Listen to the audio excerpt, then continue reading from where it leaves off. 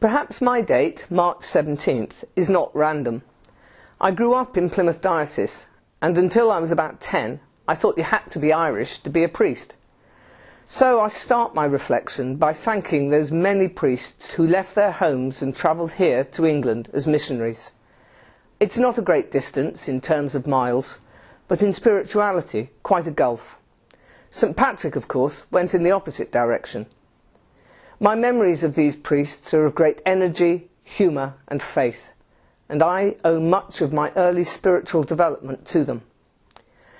Today's readings speak of mission, joy and response to the call of God.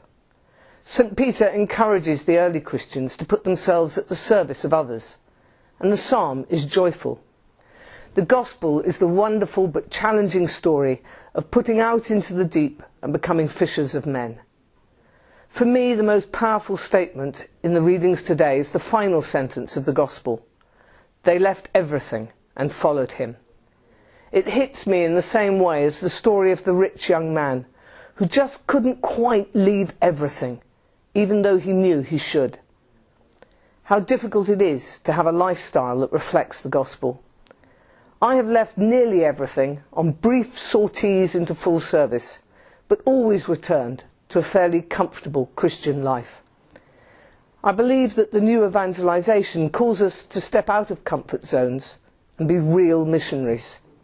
For me, this may mean talking to you about my faith. It may mean giving more to the poor. For you, it may well be different. I return to those Irish missionaries who went all over the world to preach the gospel. I'm sure they made mistakes, and some perhaps settled for a comfortable Christianity. But I'm equally sure that their first option was a generosity of heart and a desire to serve.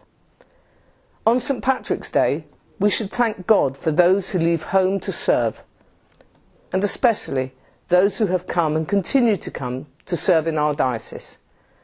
We should also say yes when we are called. Happy Feast Day.